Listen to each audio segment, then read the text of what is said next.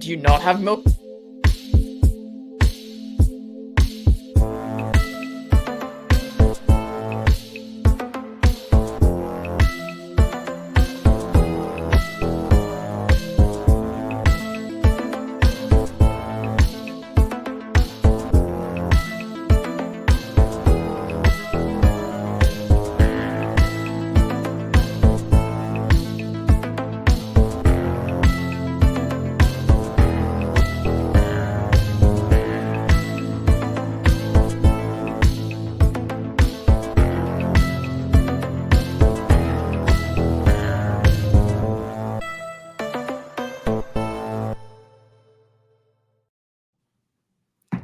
G'day there, welcome back to the Sith Side episode, whatever number it is. We are back for a delicious conversation with Tony and I once again.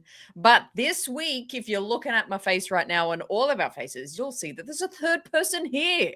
You would recognize the name Patterson anywhere if you're a Star Wars fan. I'm seeing in the chat, some people have already seen all of Kai's work or they're yet to see it and they're excited for it. But today, we are talking to the legendary fan editor. He went absolutely crazy viral. I don't know even the date. Was it 2022? We'll find out in a moment when we'll ask him for his fan cuts of the Kenobi show. He's just released the Ahsoka cut. He's done the Boba cuts. It's been unreal. He has been such a fan favorite throughout the fandom. And he is here right now. He is on the live show right now. Kai Patterson, everybody. Welcome. Hello there. Side. Hello there. So exciting to have you on. What a great intro. I don't think anybody's ever hyped me up like that. I feel like $1 million now. You gotta, yeah. You gotta live up to that now. Yeah, there you go. And of course, you got the, Tony, you're there. You're still Hi, here. guys. I'm here. I'm still here. You don't get as much hype, man. You're just like, that's Tony. He's there. He's still here. Hi. How you doing? Oh, I love it. But hello, live chat. I hope you're doing well. We're gonna have a really great conversation today. I can feel it in my bones. Yes. We're gonna talk to you, Kai, all about your background, your journey within the Star Wars fandom, and of course about those edits. But then we're also gonna jump into what we usually get down to here on the Sith Side, talking about what's going on in the Star Wars universe right now, which is oddly quite a lot this week. And then we'll just get talking into all the rabbit holes we want to. Tony, should we check out who is in the live chat before we get into the juicy gossip? Yes. So we could run through right now. We got about 30 people in the building watching. KGM Studio, what's up? Patterson Cut makes all shows 10 times better. I appreciate that. Yes. We got DB in the chat. We got Lightning Slug, Daisy, Galactic. Shout out to Nick with the $4.99.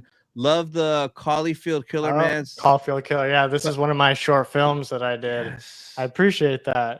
Yes. Not many people know my other films that aren't Star Wars related, so I really appreciate that. Yes. So yeah, that's my brother. And then he said, "Would you ever continue it? And were you aiming for a horror vibe with it?"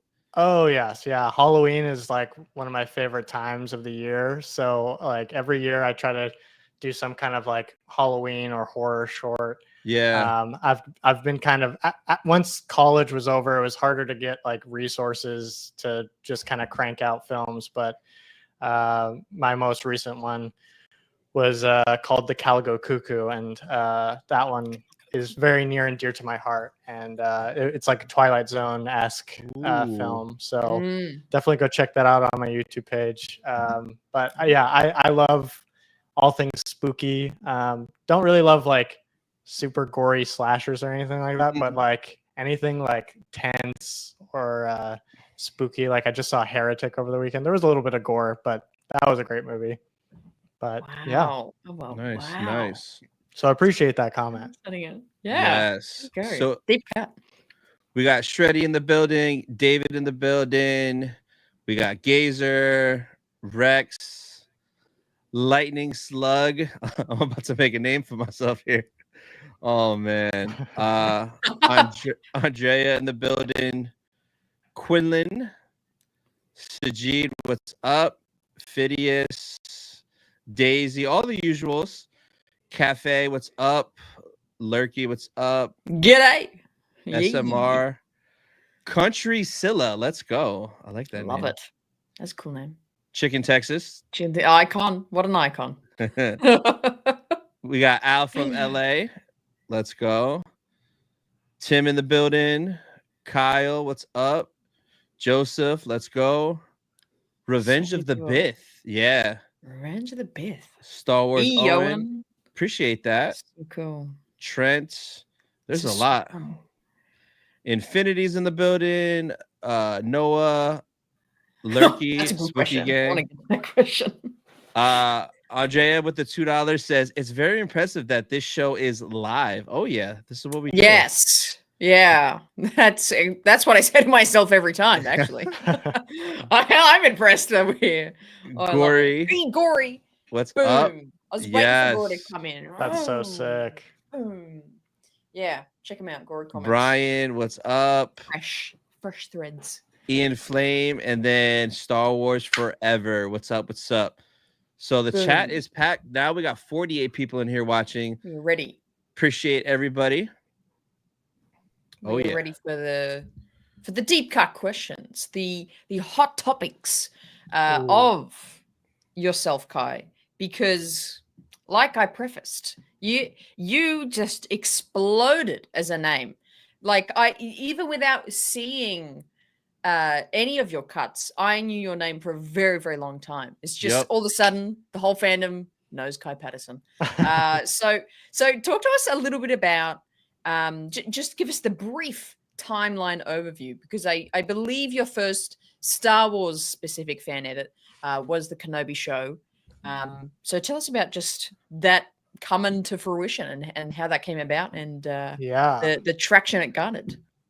Actually, my first Star Wars cut, not a lot of people know this. My first Star Wars fan edit was it was around the time that The Last Jedi was coming out, and I had done like a re-edit of Chewie's death in Force Awakens. Spoiler alert. I mean, not Chewie's death, Han's death.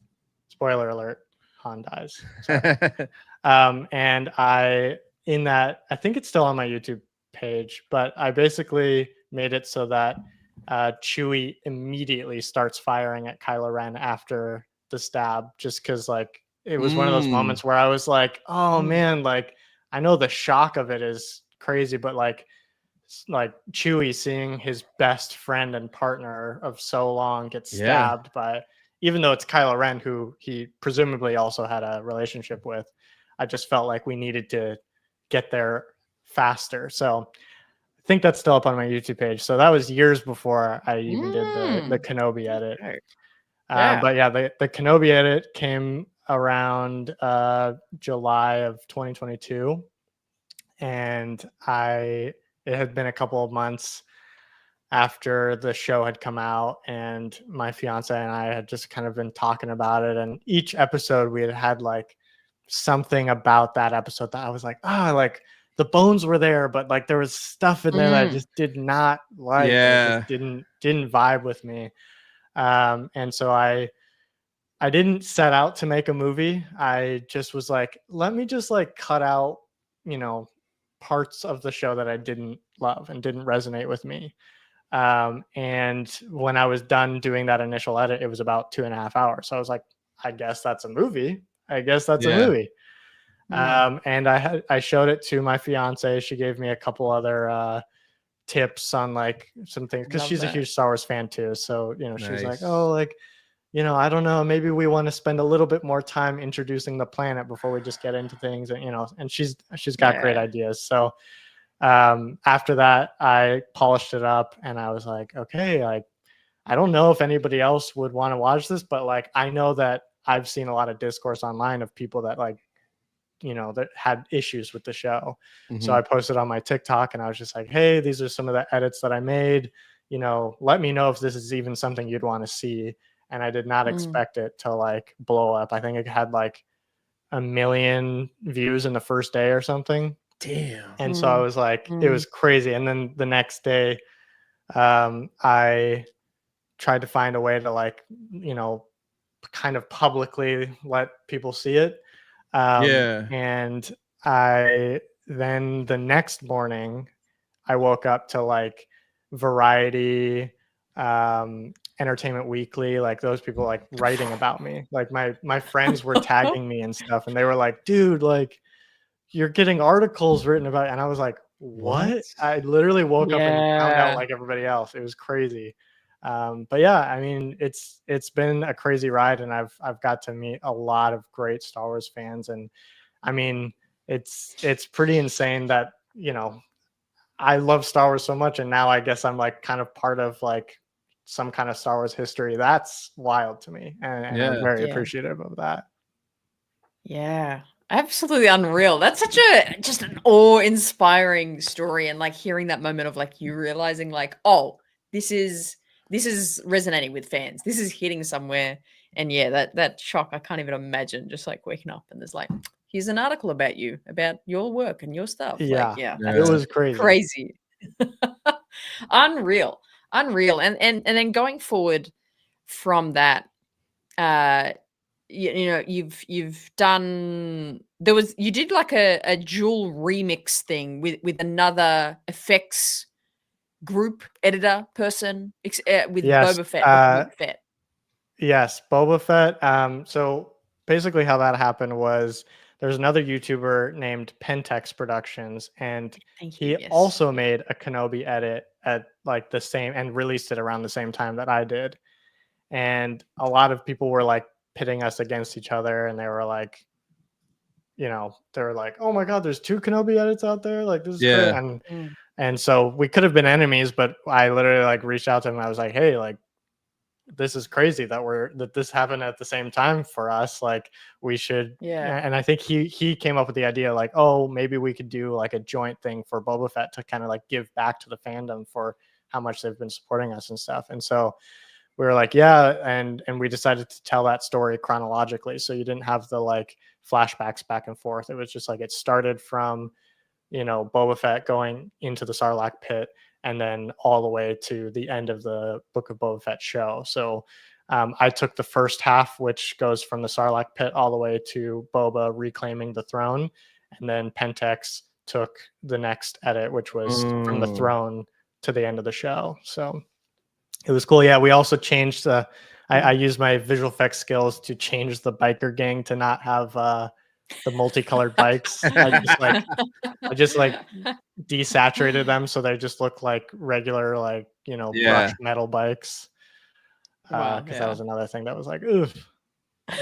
I love that. That's so awesome, and it's so great to hear like in that process of like, not being competitive with like other creatives, but saying, hey, we can join forces here, like make this easier, make this more enjoyable, like enjoy collaborating, which I absolutely love. That I mean, you know, that I'm sure you guys have heard about it. The other Kenobi edit that has yet to come out is the Pixel Joker 95 edit. I don't know if you guys have heard about this. I think I have. No. Oh, you guys should check it out. He's been working on this for years. He literally has like, I think parts of the show he is like reshooting with like his own actors and stuff. It's pretty crazy. Yeah. And he's also a visual effects artist too. So a lot of people get us mixed up because he's been marketing that for a while, and so a lot of people think that we're the same person, but no, we are different people. But he's really cool. We also could have been enemies. And I'd seen some of the Reddit threads where people were like mad at me because my edit like went viral, even though, you know, Pixel's edit still hasn't come out yet, so it's not like you can watch it. But a lot of people were like hating on my edit because it was like taking away from his, but I was like, that doesn't really make sense to me. But anyways, we ended up like talking to each other, and he's really cool. And I've told him many times, I'm like, hey, if you ever need any help with any of the extra like visual effects and stuff, like I'm more than willing to help out, because I'm super excited for his edit too. So but yeah, it's funny because there's like Pentex, Patterson, and Pixel Joker. We all got the 3 Ps. Everyone always like mixes us up, but we'll get you. Absolutely. That's insane, because it's quite a task. It's quite a process, I can imagine. I mean, Tony and I, we're versed with editing just single shot YouTube videos of ourselves. But cutting up and understanding the story, the script, the elements you need to keep and take away and change is such an elaborate process. Tell us a little bit about that journey for you of just, did you just go, I know I wanted XYZ out of the show, or was it much more like you transcribe the script and you figure out what words, like, how detailed is it for your process? Yeah, I mean, it's all kind of different processes. Because my like with the Kenobi edit, I just kind of like cut stuff out that I didn't like, and for the most part, it worked, and I didn't need to do too much like rearranging, because cutting out that stuff and the fluff ended up being around 2.5 hours, and that's always kind of the mark I want to hit, because I don't want to go over that, because then we're getting into like like Christopher Nolan type films where they're very long, and like it's great. You can definitely tell a story in 3 hours or more, but Star Wars has never really had any movie over 2.5 hours. So I really want to, keep my edits in that same realm to really feel like, oh, this is a Star Wars movie, because there will never be a Star Wars movie that comes out that is over 2.5 hours. I guarantee it. Disney or Lucasfilm would never let that happen. So I wanted to keep it at that. And so for Kenobi, it just kind of happened to be that way. But with Ahsoka specifically, that was a lot of like rearranging story, like things so that I could hit that 2.5 hour mark. Because my original edit, I did the same thing that I did with Kenobi for Ahsoka, where I just cut out what I thought could be cut out, and it was around 3 hours, I think almost like 3 hours 15 minutes. And nobody's seen that cut except for me and my fiance, and she helped me with some of that too, to like figure out what I could cut down more. And one of the biggest things that contributed to me finally hitting that like 2.5 hour mark was cutting out the whole section of the good guys losing the star map to the bad guys. I just kind of took that all out because it was just like it still kind of amounted to the same thing. So I knew that could go, but there were some things that I liked in those sequences that I like pulled from later, and like took some of Hu Yang's lines and put them later, so that that, or like, since we never had that initial fight with Shin and why am I blanking on her name? Shin and Sabine. Yes. When that Shin and Sabine fight was taken out, we no longer had any idea how the lightsaber, like how she has a lightsaber still and all that stuff. So I decided to make that training sequence happen, with her lightsaber instead of the like wooden katana using. So it's things like that where like I have to make sure that through the story it's making sense, but also I'm like, because I'm cutting so many things out, I also have to be very wary of like what I need to put back in other ways. And so most of the time I just keep that all in my head, which my head I think sometimes gets way too full with Star Wars stuff, because I'm like sitting here like I didn't have a problem with the Ahsoka show, but now that I've like been with the Ahsoka show for so long, I like know so much about it that I was like, if I had just watched it and then never watched it again, I'd be like, that was a good show. But now that I had like studied it to like figure out what could be cut and where the story actually needed to go, it was like, man, I feel like I so intimately know the subject matter now. But it's cool. It's cool. I've had a similar experience now because I've recently watched your Ahsoka cut, which is about, my reaction to it is actually about to come out on the channel. Ooh,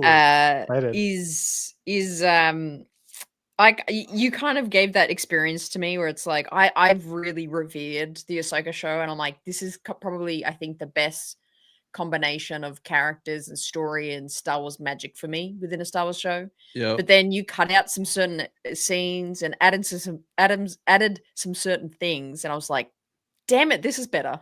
Like, this Ye- does make sense. I'm like, oh no, I don't want to go Yes. back and have a problem with it.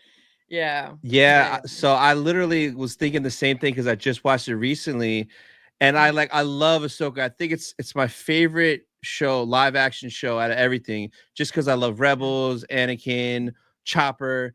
But watching your cut, I was like, wow, like it was right to the point. It was smooth, and like I feel like your cut made Sabine feel like a different character. It made it feel more like Rebel Sabine from the show versus Ahsoka Sabine that we actually got, which I was like, wow, that's kind of crazy that Sabine feels like a completely different person. But like some of the shots, like I was watching it and I'm like, I felt like you're watching a scene and then it like zoomed out from a different angle and then it went back in. Like, how did you do that? Or was it just me like tripping? It Because was, it felt like some scenes yeah. were like from a different new angle I've never seen before. And I'm like, Yeah. how did that happen? Well, there were some things that I like doctored myself. Yeah.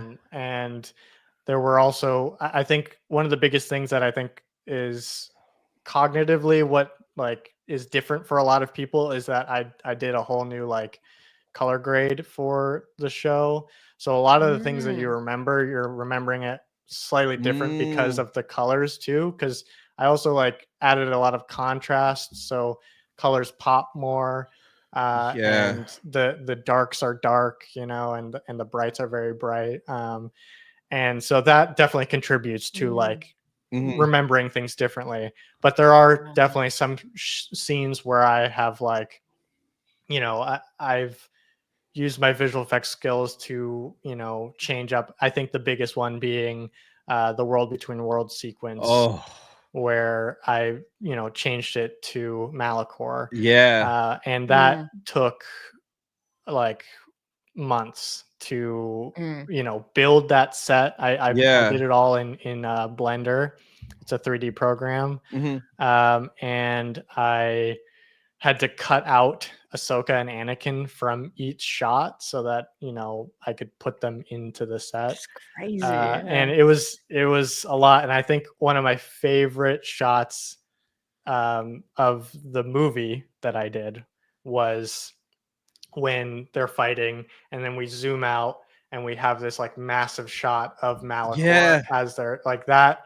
I basically took them from that shot, which is just like a straight on shot, so they're like in the middle of it, and then I cut them out of it and I placed them like in the 3D scene so that they're like a lot further. And so you just get this wide shot, sweeping shot of Malachor as they come in, and like it really felt like some of the scenes in Return of the Jedi, you know, when Vader and Luke are fighting and you just kind of get this like kind of sweeping shot as they're fighting across. And I don't know, I just like, I love to call back to some of the earlier Star Wars projects and get that same like nostalgic feeling.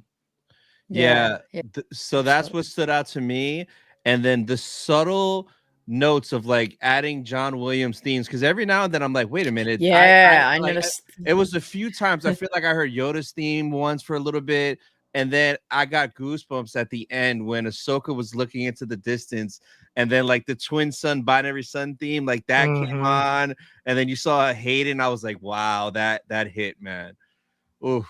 Yeah, I love actually most of the music callbacks that I put. I did use some John Williams here and there, but when I needed extra music to beef up the moment, I actually took from Rebels, which is Kevin Kiner. And Kevin Kiner does such a good job with like weaving in kind of new elements with like feeling very John Williams. So Kevin Kiner, huge shout out to Kevin Kiner.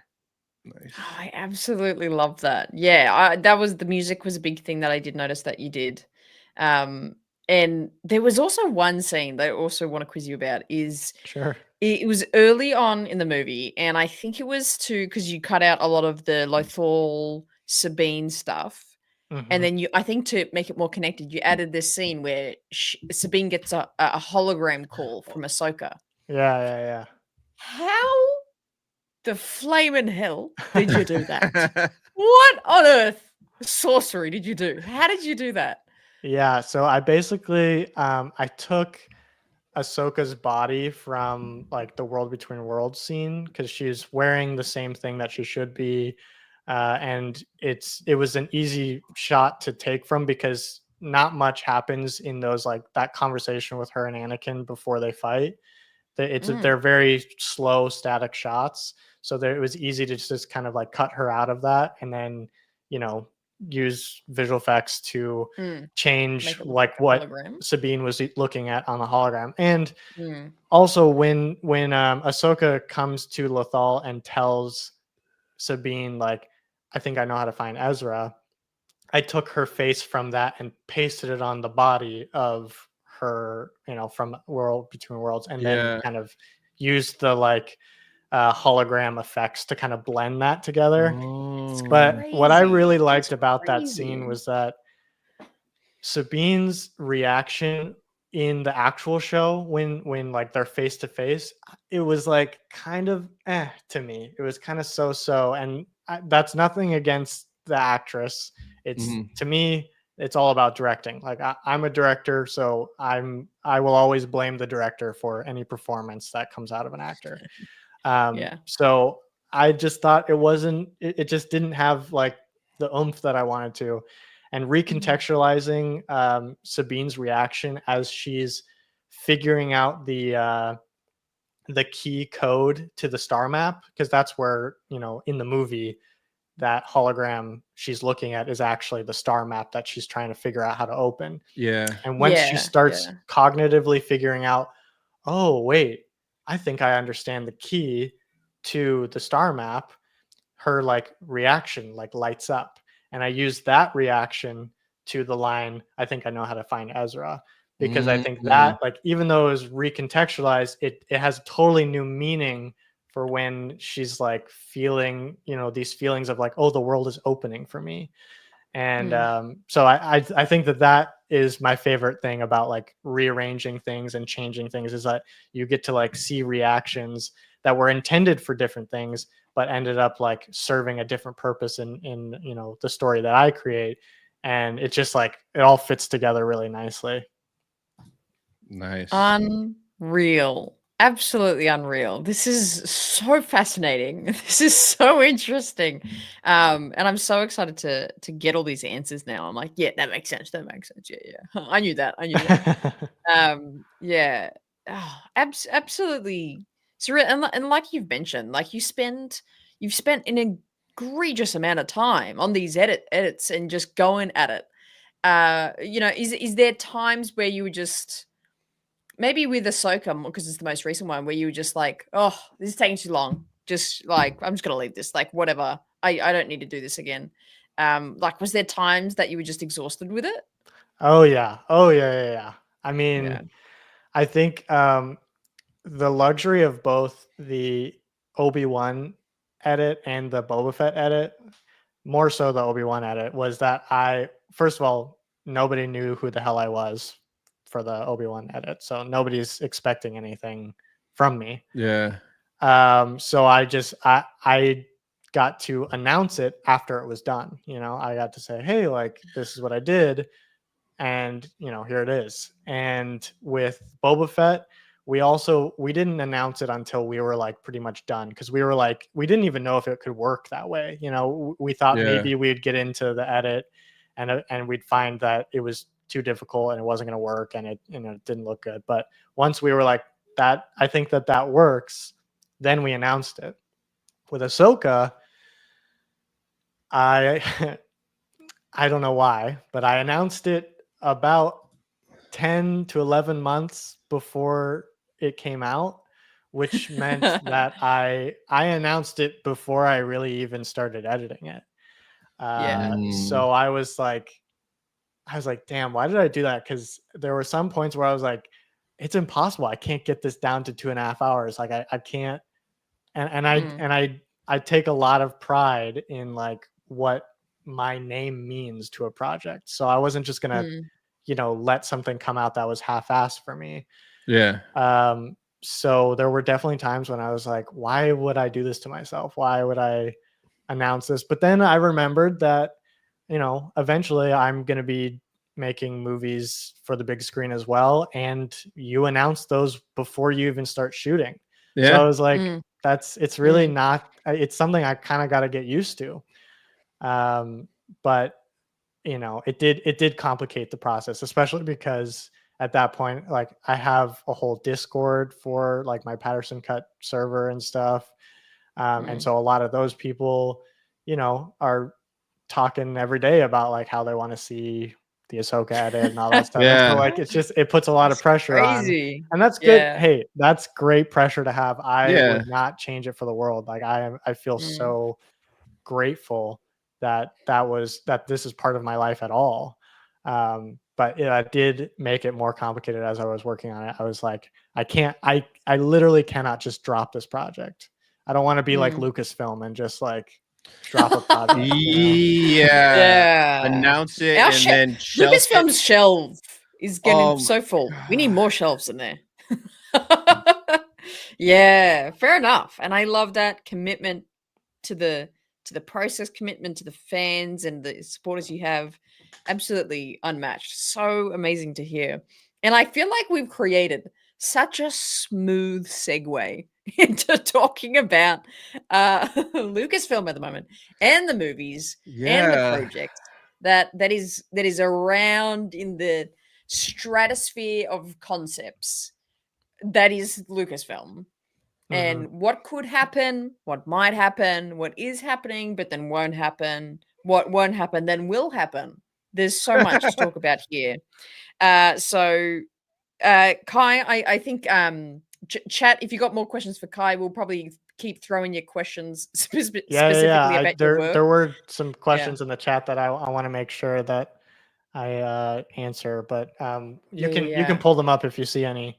Yeah. Well, this one's quite a good one from Lightning Slug. Has anyone from Lucasfilm reached out about your edits, just, you know, professionally or in a good or bad way? Yeah, good or bad. Yeah. Nobody officially from Lucasfilm or Disney has said anything good or bad. I have been reached out to by artists that have worked on the shows that I do edits for. Yeah. And I've met a couple of like the actors from the shows who are very, very nice, and I've had great conversations with them. Yeah. Awesome. Believe it or not, you know, there are lots of people on these shows, obviously, that are huge Star Wars fans. Yeah. So they like, a lot of people who reach out to me were like, you know, hey, when we were making this, a lot of us were questioning some of the things that was going in, but like they're being paid to, you know, perform a script. So like you can't, there's nothing really you can do other than give it your best shot. And that's totally fine. I don't blame any of the performers or any of the artists that were on any of these things, you know. It's really, you know, Disney and the showrunners that have all that power. And so there were people who were like, hey, yeah, when we were working on this, we were wondering like, man, doesn't this feel like a little bit of fluff, or like, doesn't this just kind of feel like it's, you know, just there for it to be there to take up some runtime?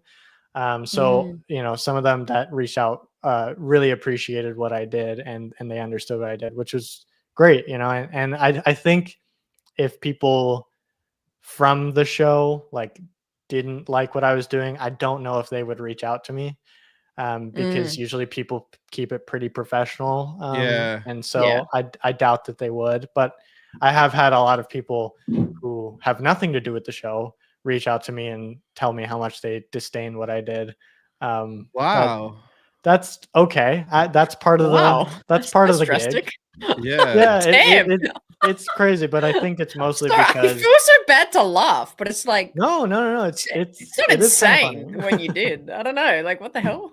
I think it's because and listen, I get it. I am an artist too. I'm an artist and a filmmaker, so I understand.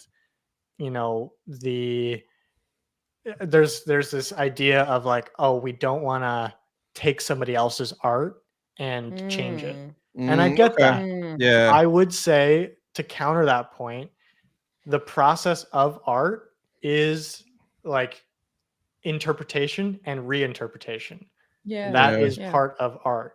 So it's not that I'm like, if I was just like pirating the work, like just taking the episodes and then putting them up on my website to watch for free, that's pirating. That's bad. That's illegal. That's not what I do. What I'm doing is I'm reinterpreting these shows as movies. And so there's a lot of art that I'm putting back into it, that contributes to the art process.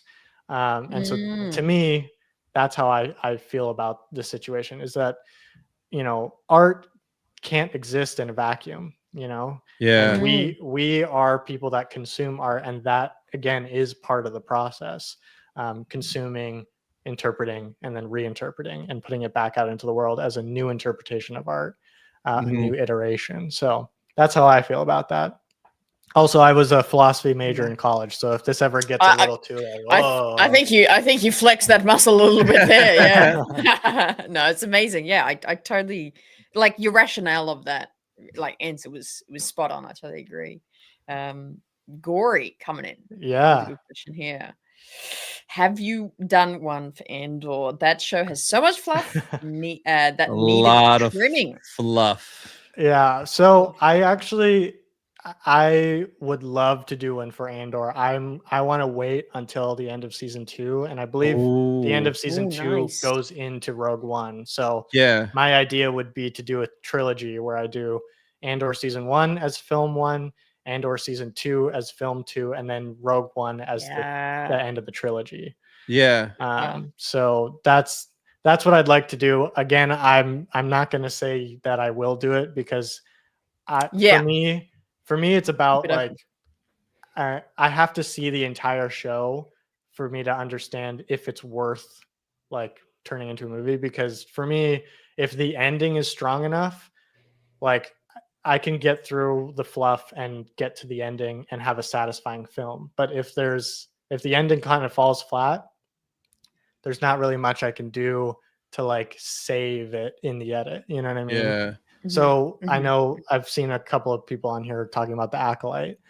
For me, that's a good one question. It just was like the ending fell flat for me, and I was like, I don't really think that turning this into a shorter format for me personally would make me want to watch it more. Okay. So currently I have no plans for The Acolyte. It's definitely my least favorite of the Disney shows that have come out. I think, man, they just dropped the ball in a lot of ways in that show. And I know that there's a lot of people in the fandom that rip on that show for like terrible reasons, like, racism and sexism and stuff. Yeah. And that was not at all my problem with this show. It was the writing, it was the costumes, it was the set design. Mostly it was the story that just didn't resonate with me, and that's okay. The Star Wars is supposed to resonate with different audiences, and just because it didn't resonate with me doesn't mean it's a bad show and should be like kicked off the platform or anything like that. It's there for people to enjoy it as is. And if I ever thought in the future of like a way that I could make that ending work and make it work as a movie, I might take a stab at it, but currently I have no plans for Acolyte. Yeah, good answer. I like that. I like that a lot. Yeah. And I haven't even been media trained. That's crazy. Yeah, I was gonna say it's a very diplomatic answer. Like, I love it. Like, you explained it very well. But I totally agree with you. And it's back to that thing of like, art is so subjective. At the end of the day, all these shows, they're different forms and expressions of an artistic's. A director is an artist, and their interpretation of a story. It all comes down to that. And yeah. Acolyte is Acolyte. That is an interpretation. Yeah, spicy. But as we get more questions in, I do want to bring up the kind of the talk that has been around the town of Star Wars this week, which has been sort of building, because there's been like little bits here and there coming up about the upcoming Rey movie, which is set to be sometime in the next few years. But as of I think it was only as early as like yesterday, for me at least. I think it was yesterday, it coming out that this is looking to be, we might have a Rey trilogy on our hands. Uh, Don't make that sound, Tony. Uh-huh. Don't make that I sound. just said yeah. I'm thrilled.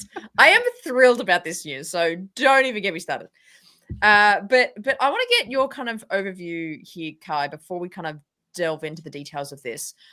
We have Mando and Grogu confirmed coming out. It is in production. It's like the one thing in the past like 5 years that's like been said, and it's actually happening. What is your overview of Star Wars movies right now? Do we need more of them? Do we need less of them?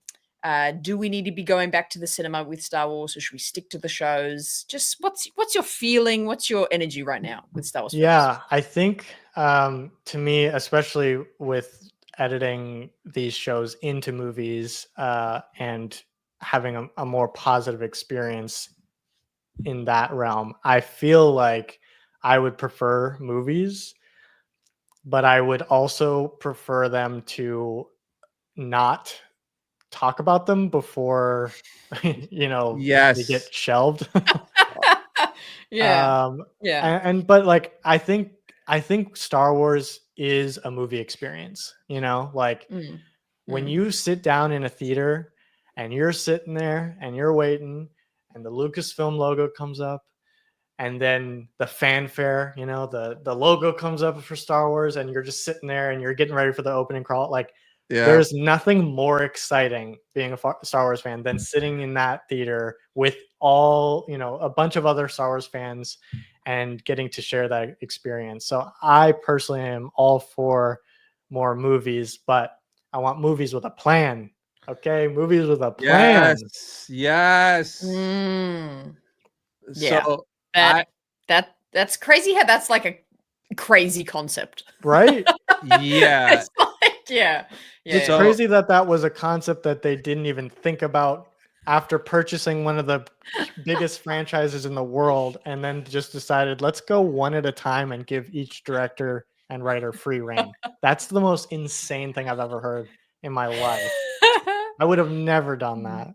Yeah, man. So like that's my big thing too. Not that I don't want a Rey movie or I don't want a Rey trilogy. I just want something to happen. And I got this image here. This was off of a new Rockstar video on the break room. 14 different movies in the last 3 to 4 years. And like out of these 14 movies, and it includes the Rey trilogy potentially that just got announced, right? Out of these 14 movies, we know Mando and Grogu is literally almost done filming. So we can count on that. But just everything else, like why you're announcing this, and then at the next celebration 2 years later, oh, we're doing this, this, and this. And now next year in Japan, are you going to announce 3 other movies that we're never going to get? So that's my biggest thing. Like just figure it out, have a script, shoot it, give us a trailer, and then to like tell us about it with the trailer. You know what I mean? Mm-hmm. I agree. I agree completely. Also, I see at the bottom there, Rian Johnson's Star Wars trilogy. Yeah. I'm waiting for that one. Oh, that bad boy's gonna be good. Yes, give me that. No.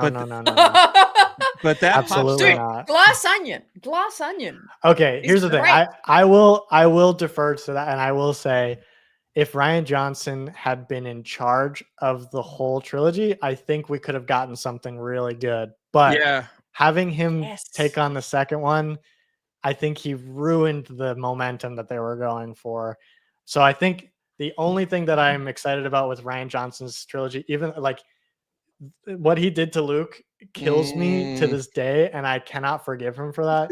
But if there's any good to come of this situation, Rian Johnson having full control of the story start to finish, I'm all for, and I'm much more excited for than to have him just like come in randomly into an episode and like shake things up, Yeah. No, 100%. For sure. Yeah. Yeah, it's kind of tricky because a lot of these movies, I think it's only the Taika Waititi movie and Sean Levy's movie and Rian Johnson's movie, trilogy, I think are the only ones that were sort of they not got leaked, but it's more of like they were privately talking, saying, "Hey, do you want to like? Is this going to work?" Sorting it out, writing, not writing. Like, I feel like those were much more should have been behind closed doors or shouldn't have been leaked out, because I think True. that's just a natural studio approaching people, seeing if there's a story there. Like, I think it's not like, hey, those are all officially mentioned. Like, even like the Lando movie, I'm like, that was that it was like mentioned in like 2020 that Lando was going to be a show. Yeah. Then there was Yeah. murmurings Yeah. it was going to be a movie. Like, Like even back and that, it's forth. like that was as much as it's like, oh, you know, we haven't gotten to that, but it's like they kind of did say that like that is being shelved. Like, I don't know, it's but like the whole Donald Glover, the whole thing. I'm just like, they're trying to do that privately. It's just that we happen to know. I don't know. Yeah. That's fair. Yeah. That's fair. What did you Yeah. guys think of Solo? I enjoyed it for what it was, because it Hmm. for me, like, I got to see how Han met Chewie, how we got the Falcon, right? So we got all that, and then seeing Maul at the end confused me, because at that point I hadn't seen any of the animated, so I was like, Oh, no how's way. yeah? So like I was like, how is he back? He got cut in half, and then That's after the crazy, movie. dude. That's crazy. So after what's crazier is after the movie, I Googled it and I'm like, Clone Wars and Rebels. I went home on Netflix is where Clone Wars was. I binged all 6 seasons of Clone Wars. Then I Wow. binged all 4 seasons of Rebels.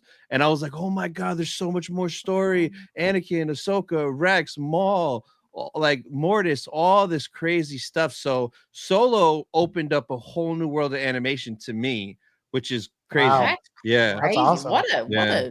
a journey. They're like, what Yeah. a way to like get into Clone Wars via the Yeah. Solo movie. That's 'Cause of freaking hilarious. Solo. Dude. Yep. Yep. Wow. Yeah. So Solo, it is in that category for me where it's like I thought it was fun. I think it's a fun adventure film. Like, it does hit that. There's action. There's fast vehicles. There's explosions. Cool, but it's just there's something that didn't settle with me, that I just want to go back to it. Want to go back to the stories. Want to go back to the characters. As hard. I just like, it's a good movie, but it just doesn't settle in there for me. Oh my god, Yeah, Elisa in the chat. Oh my god. Sorry. Continue, Kai. I have Mm. 2 major things about that movie that I don't love. Oh, yes. I'm ready. So the first one is that I didn't love Alden Ehrenreich playing the part of Han Solo. No, I think Oh, that, really? yeah, I think that they could have got. Here's the thing: he's very charming. He's very charming, and maybe I have a bad taste in my mouth because I met him in real life and it wasn't a great experience. Oh, no, that doesn't help. But that'll do it. That'll do it. Yeah. But I had this opinion before I had met him. But I think that he doesn't have Harrison Ford's like commanding presence, Nobody does though. That's Harrison is just he's legendary. Harrison Ford will never be replaced, and that's I think the real issue. I think that's it's just really, really hard to put somebody in that position. So that's number one.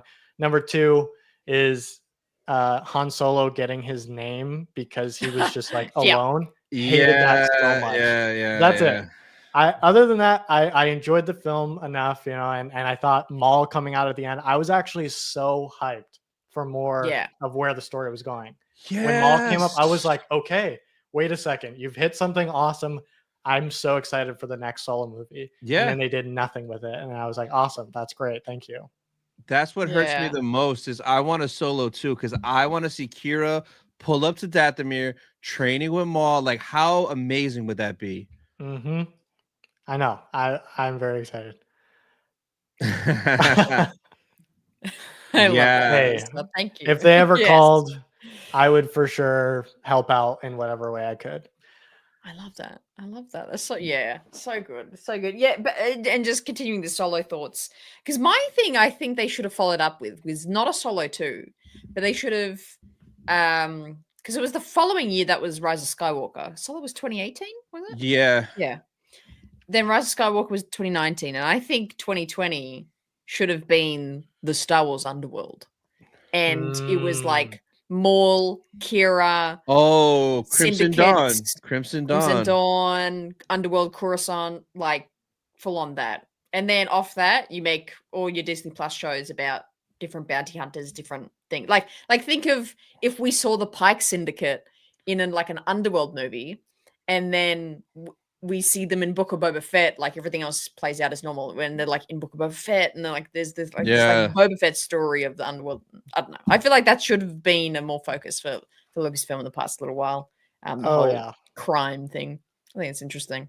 Yeah. Oh yeah, there's if they decide to go darker, for sure, we need some Star Wars Underworld. Especially even seeing what they've done with Andor. I know that they can, if they get the right people in there, they can do grit. Yeah, do that. Tony Gilroy, he's credit is where credit's due. Even though I like Andor's not like my number one, but he's his kind of energy and what's the word? The atmosphere that he created for Andor was really cinematic, really, really well done. I did think that was impressive. Yeah, I think what I've come around on Andor. When I first watched it, I really every single episode. I was like, it's not for me. It's just like it just didn't feel like Star Wars to me. And, but as other shows came out, I started going, you know what though? I will take a very well-written Star Wars show that doesn't quite feel like Star Wars over a Star Wars show that feels like Star Wars but is bad. Yeah, that makes sense. And I haven't watched Andor a second time. I watched it that first time, and I'm like, this isn't for me. It doesn't feel like Star Wars. It puts me to sleep. So I'm waiting. So I'm still going to be a little Andor hater on the low. But before season 2 comes out, I'm definitely going to binge it. And I have a feeling I want to be like, damn it, I do like it. And then like for season 2, like seeing all the trailers, like we saw it in London Celebration, seeing the leaked trailers and stuff. Season 2 looks badass. It looks more Rogue One-esque, and that's what I kind of wanted in Andor season 1. But I think it's gonna flow really, really good. Yeah. I'm excited about that too. I think season 2 looks really, really fun, and I think like honestly, seeing some of the new or some of the old faces from like Rogue One coming back, like Director Krennic and stuff, I'm so excited. I'm pretty sure Galen Erso is going to pop up because, like, it's weird to me. They announced him for Celebration Japan. They're doing a Hot Toy exclusive of him at Japan. It's like, are we going to see him, like, setting up that trap in the Death Star, like the default or something crazy like that? Like, I think he's going to play a big role in this season, and I'm down for it. See little young Jyn Erso. That'd be awesome. Yeah. Just on the conversation of like Tony Gilroy and the quality of Andor as well, because I like that we're kind of all agreeing that it's there, and I'm seeing people in the chat talk about this as well. My thought, like with the current shows we've gotten, is that we need the quality and confidence of Tony Gilroy. Yep. With the context, nostalgia, and knowledge of Dave Filoni. Yeah. And I want to see those two make a Star Wars show. Because I think that in there is a really delicious sandwich of creativity that lies. Oh yeah. That's the combo I want to see create a Star Wars show, or even a Star Wars movie. I feel like them creating a Star Wars movie. Ooh, come on now. Nice gritty movie. Yeah. Gritty. Yeah, one of my friends did a kind of a teaser trailer for like a concept for a feature film for Star Wars. It was called Pod Racer. You guys should definitely check out this trailer. I got to help out on set when we filmed this, so that was really fun. But definitely something like that, where like there's like kind of a gritty racing movie, where it's just about pod racers. That could be cool too, and I think that's kind of what we were excited about with, like. Sorry to interrupt you. Like that's the pitch, like a pod race movie. I created a video in like end of 2022 being like, these are my Star Wars TV show pitches, and like the first one was like pod racer show. Yeah, I love it. I gotta check this out. Is it just called Pod Racer? Yeah, Pod Racer. Okay. Oh my god, I'll do a reaction to it.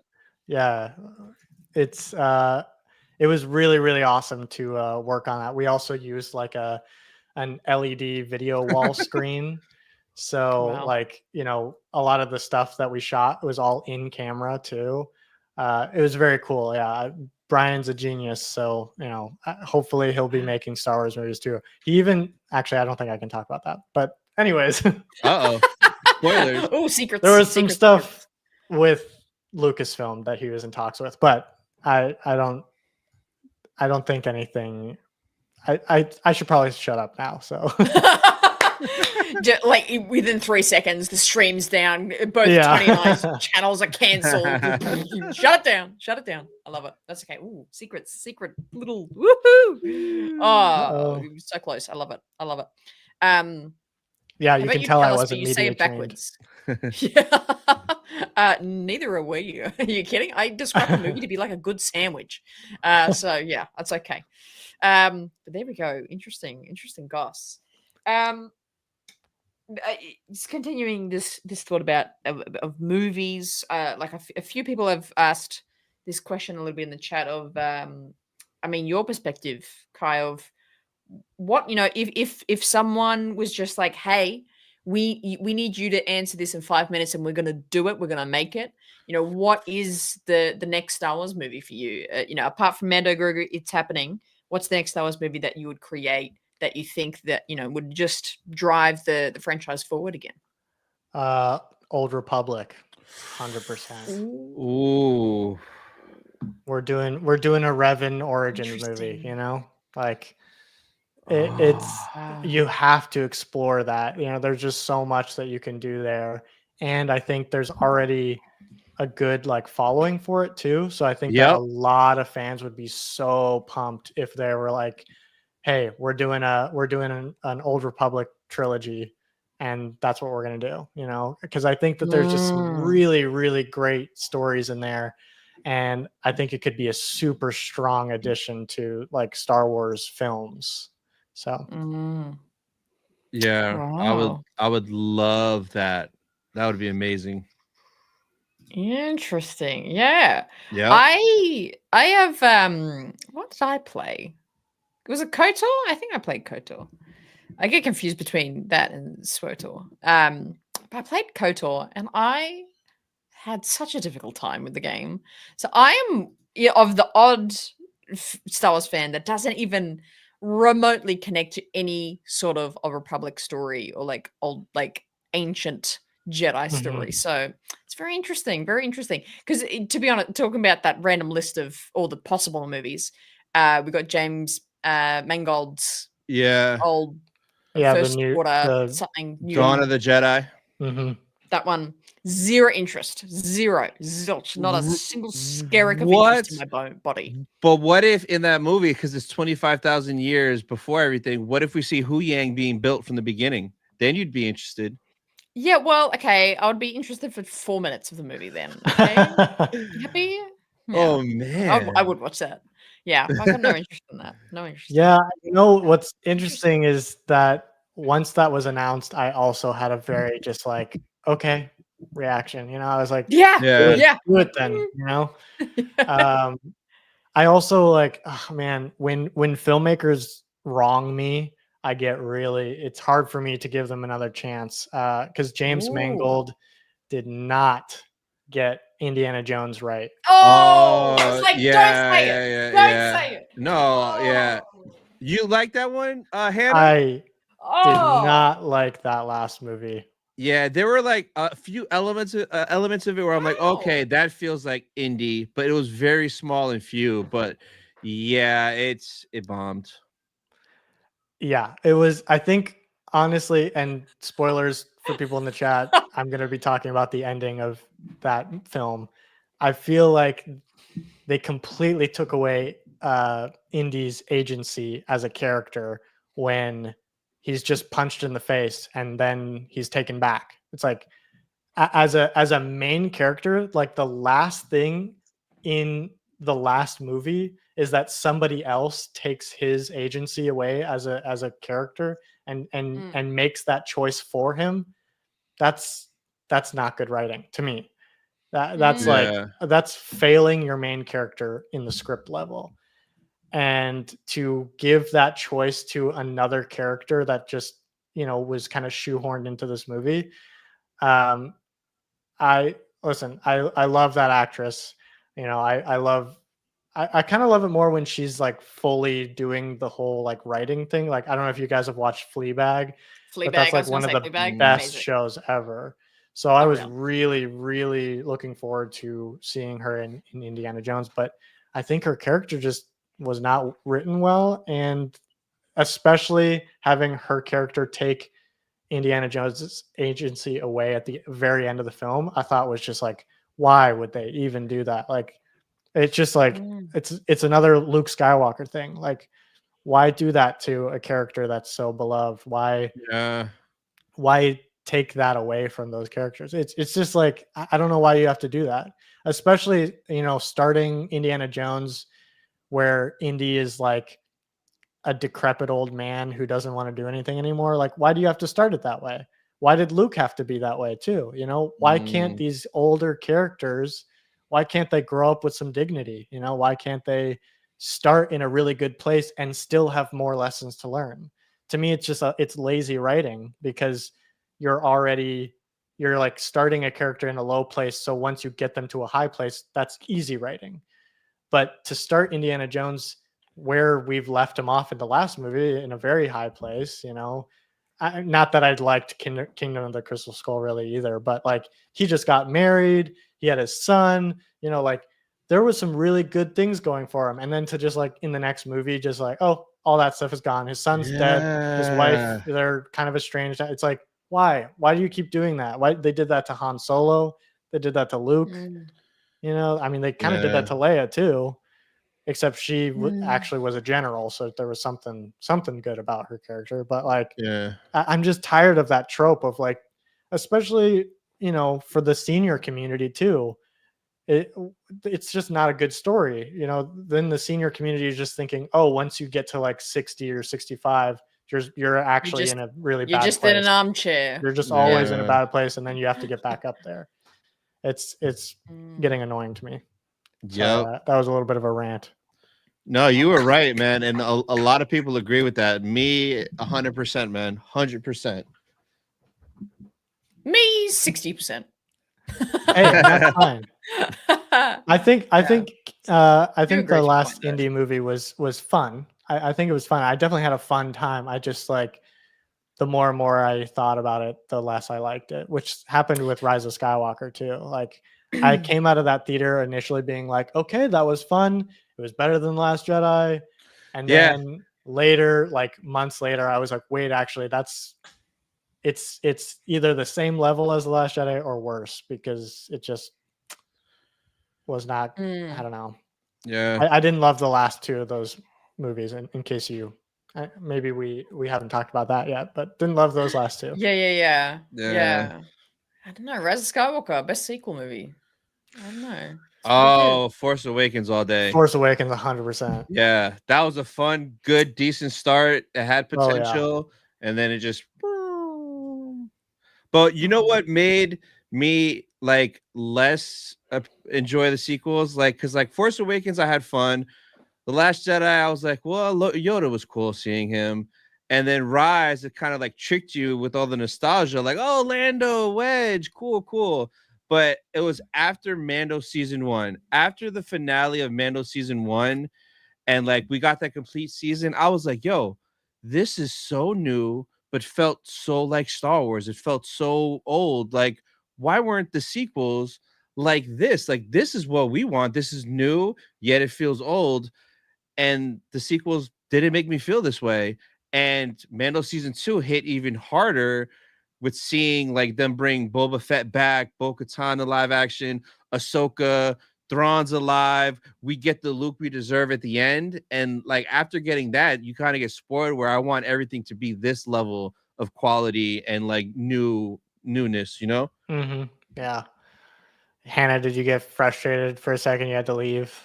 I just had to take a $5. Yeah, get some air. Yeah. No. I'm interested though. It seems, Hannah, that you really enjoyed the sequels. Is that true? No. Oh. Okay. No, well, okay, yeah.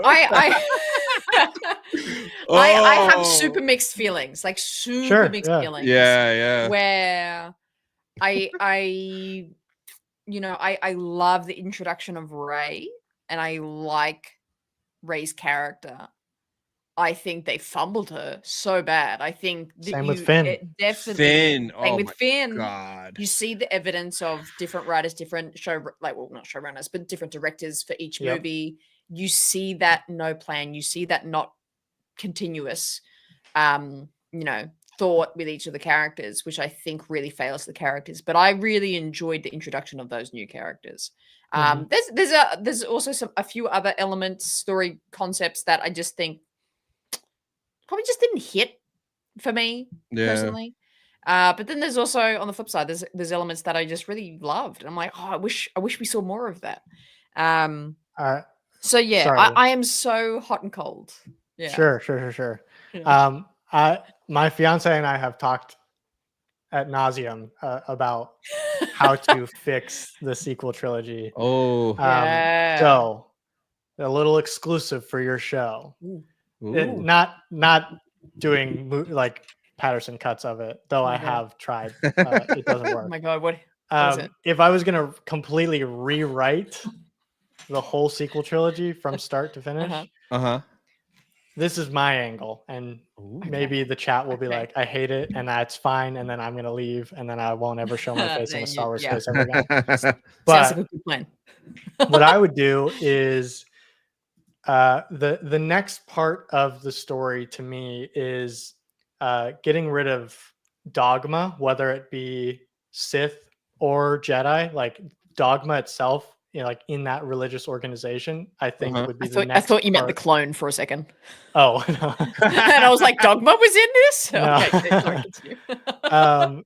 And like getting like leaving behind dogma, I think is the theme that I would go in, like restarting this trilogy. And so I think that would have to do with the Sith and the Jedi, but also if we were going to do the whole like, oh, we're bringing back the Empire and having the First Order, basically keeping Force Awakens very similar, but like going from there, I would have had Rey actually go off with Kylo Ren. I would have had her say yes to him saying, join me, and because that's something we've never seen in Star Wars before. We've never actually seen a character, say yes to that kind of a question. I think that exploring their relationship once they get together and they decide, we want to get rid of Jedi dogma, we want to get rid of Sith dogma, we want to start something new and have something more like nuanced about like, taking the good from both sides, where like the Jedi might have been a little too dogmatic about love and relationships, and that causes, pain and suffering for people, and then the Sith kind of let you dive more into what you're feeling and what's inside and what really matters to you to an extreme. So some kind of like, something that brings both of those ideas together, and for them to start something new while also fighting some kind of big bad. Maybe we bring back Plagueis. Maybe he has been orchestrating the whole thing, And then for Finn's side, I think the next iteration of these kinds of movies would be a rebellion from within. So we have Finn's character starting a clone trooper or a stormtrooper rebellion from within and getting everyone to convert. So instead of having a huge, like, you'd still have your huge battles, but instead of having it be Finn against this thing that he has ultimately decided is evil and leaves, I think Finn should go back in, try to recruit people, almost be a martyr, and then have have the Empire or the First Order, have their whole army throw down their weapons and say, like, what, we're not going to be a part of this, and have that be more of the like epicenter of the last film, where like he's given these friends and family really a reason to join him as well. And I feel like that would be much more powerful at the very end, where like everyone just like is throwing down their weapons and they're like, no, we stand with Finn, we stand with goodness, we don't stand with oppression anymore. And have it be like, I think they kind of had that in Rise of Skywalker with like all the normal people kind of coming in and trying to save the day. But I think having it mean more to Finn and have it be like an actual emotional stake that he's like maybe about to get killed, and then a bunch of his brothers and sisters like say, no, like we're not going to stand for this. I think that was something more powerful that we needed. And I also wouldn't have done the Rey and Kylo kiss. I think I don't like any kind of romantic vibes from them. Raylo. Yeah. Just I agree with that. Just having something where they are friends and they trust each other and build something new, I think would be really interesting. But who knows? It'll never be that way. So who would you have hired as your director of those 3 movies? Oh, I would have done it. Oh yeah, true. Yeah. Good answer. Yeah, amazing. No, but if not, obviously somebody's like, we're not going to put a new Star Wars trilogy in the hands of some random person, then I would get like Steven Spielberg to do it. Oh, okay.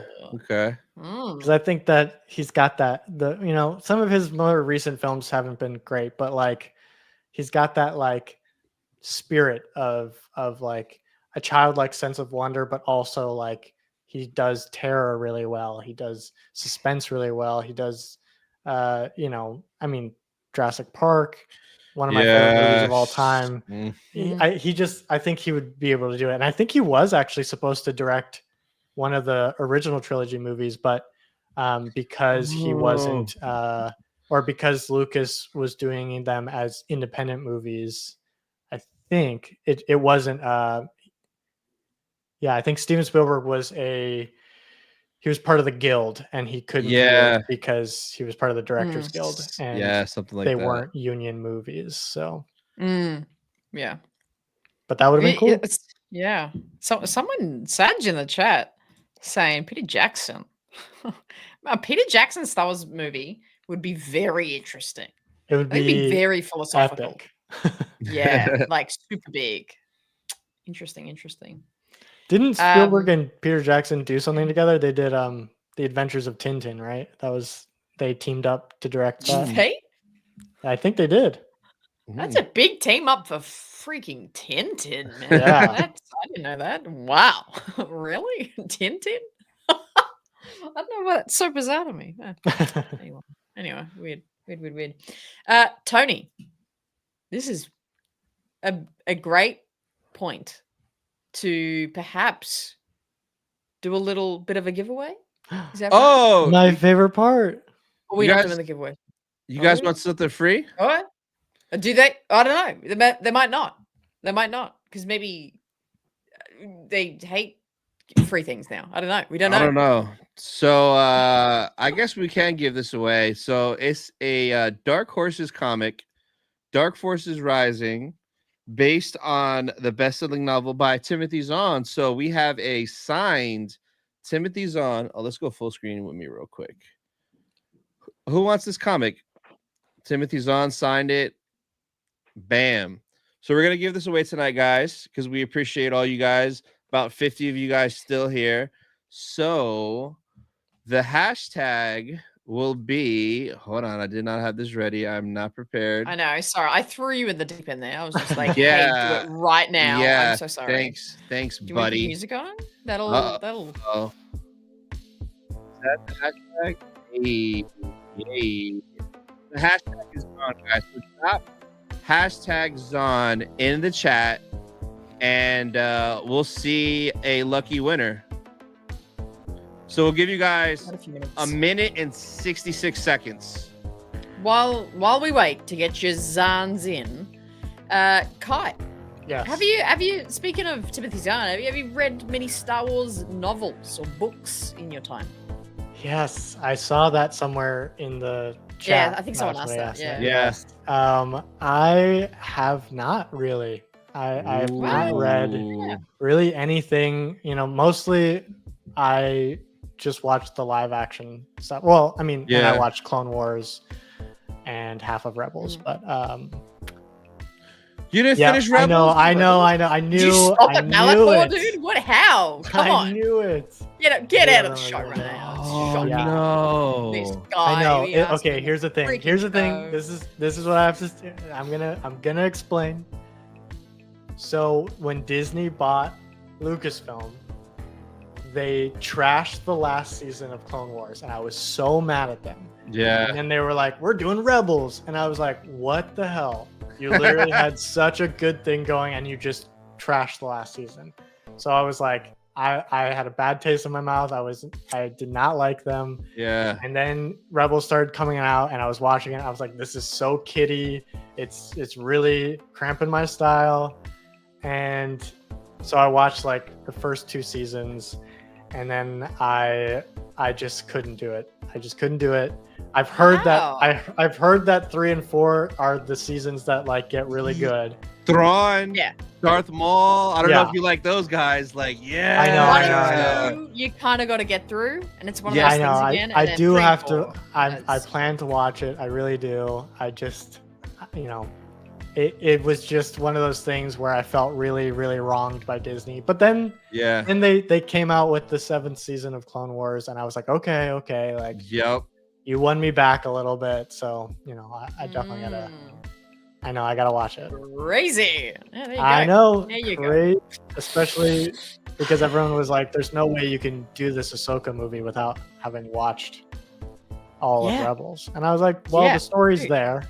I can pick up on what's going on." I also was like, "I'm not a person that hasn't heard anything about the show. Like, I've seen a lot Yeah. of those like rundowns about what happened and some of the biggest stuff. I've seen like the clip of Darth Maul getting killed by Mhm. Obi-Wan and stuff. So like I keep up with that stuff, probably Yeah. the bigger moments, but I do have to just like actually watch it. Yeah. All right. So let's collect those hashtags. So 20 people, and the winner is of the Zon Sign magazine. Who is it? Revenge of the Bith. Nice. Let's go. Gotta love So- it. So close to you, DB. Wow, that's crazy. Revenge of the Bith, hit me up on Instagram so that way I can get your info and send this out to you. Let's go. That's awesome. Ka-ching. Ka-ching. Yes. Wow. Yes. That's always Wow, my wow, favorite wow, part wow. of the show. So I'm glad we got to do it. Yes.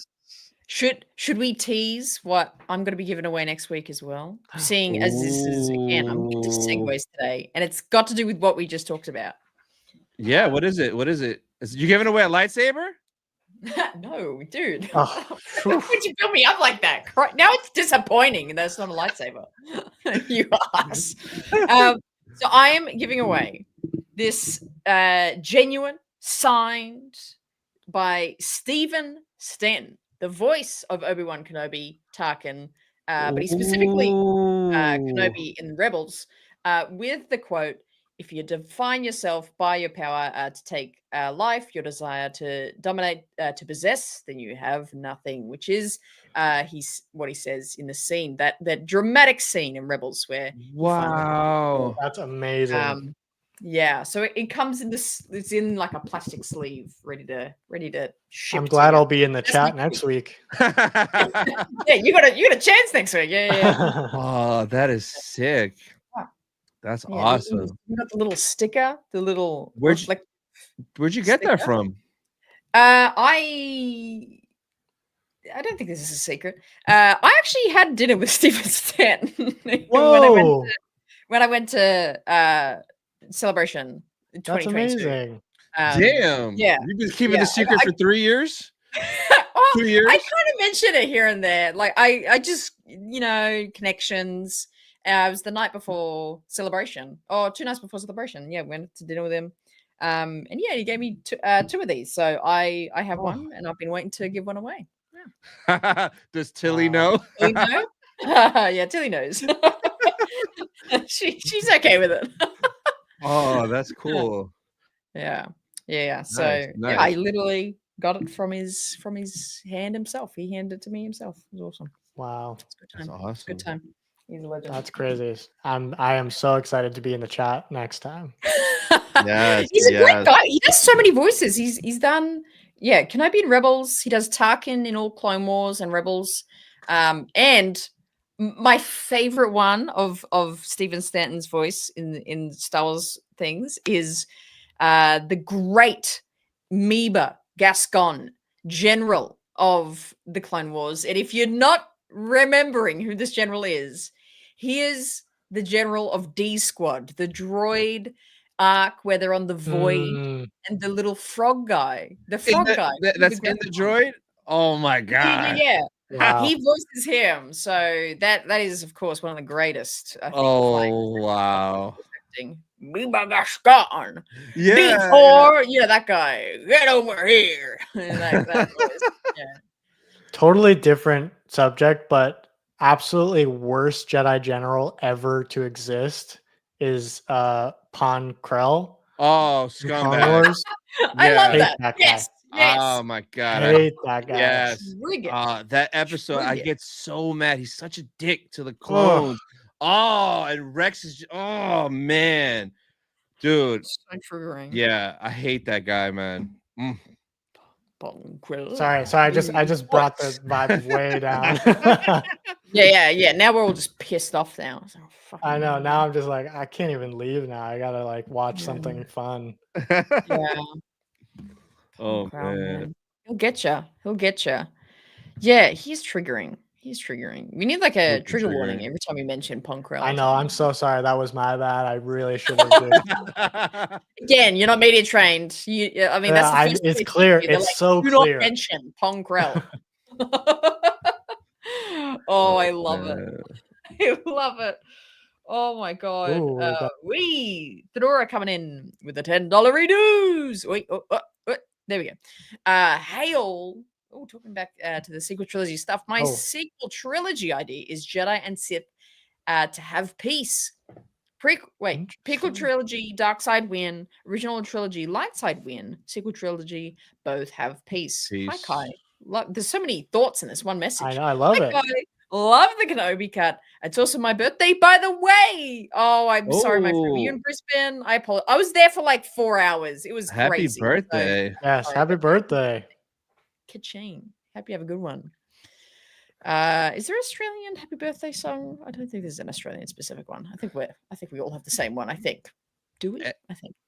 And then Brian sent this one in earlier. I don't think we saw this one. May the blender editor be with you. That's so great. Thank you. There's your merch idea for you. Not to put that on a t-shirt. Yeah, for sure. I have been thinking about maybe doing merch with just like the Patterson cut on it, but I don't know. 100%. Yeah, why not? And in like the blue text of like Star Wars credits, just do that. Yeah. Like edited by Kai Patterson. Yeah. That would actually kind of be cool. Yes. Please do that. Please. I might do that. Yes. Yeah. There you go. Ka-ching. Send me one. Yeah.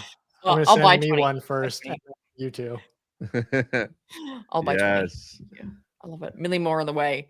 Well, Kai, I think we've learned so much today. We've learned so much about your process and also got so much insight into your perspective of Star Wars movies right now and what's going down.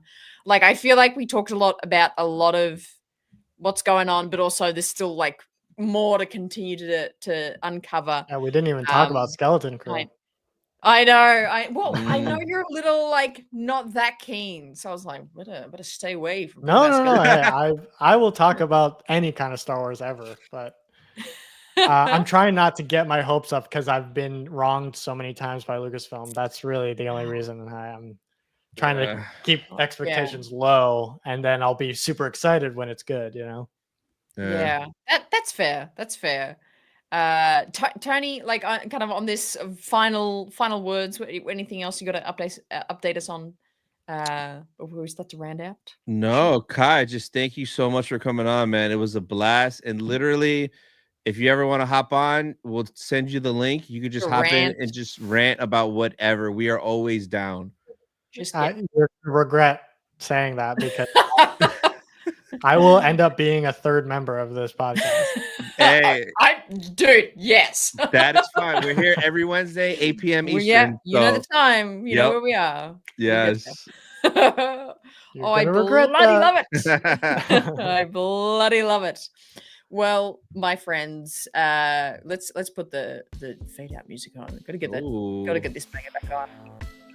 Another great show, discussion, and thank you so much to the live chat for being here the whole time. You guys were popping off the whole show. We appreciate it. We appreciate you just watching along. But to those who soupies coming in, we also appreciate you too. Keeps us going here, keeping the many lights that me and Tony have on. You can we both have the red and blue thing going, so it's keeping those lights on. So appreciate you. I just realized, Tony, as well, we have the same Star Wars light thing back here. Yeah, we are literally the same setup, just different font. I love it. Yep. Gotta step up my game. Yeah, dude, come on. But it's been an absolute blast. And again, Kai, just cannot thank you enough for being here. What have you got back there? What's that? Oh, that is beautiful. Oh, this is my one claim to fame of something really cool Star Warsy that I have. But that's awesome. That's epic. I love it. I love it. So good. So good. Yeah. You got the extra screen there as well. It's set up. That's true. You got the look. You got the look. It's going. It's going. I love it. Chat, also thanking you for being here, Kai. Again, it's just I appreciate it, guys. I appreciate it. Such an honor to have you on. Like I said in the pre-show before we were live, I do this. I think you're one of the most famous people I've probably talked to. So it's been so cool. No. It's been such fun. You've literally talked to Tamara Morrison, okay? So twice. Oh yeah. No, that's just my best friend. I don't know. He's all right. He doesn't count. He's just your best friend. Yeah. Yeah. He's just that's fun. Oh, so good. But thank you so much, chat. Tony, you want to close us out, my guy? All right, guys. So thank you to everybody. We'll see you guys next week, and always choose the Sith side. Yes. Are you doing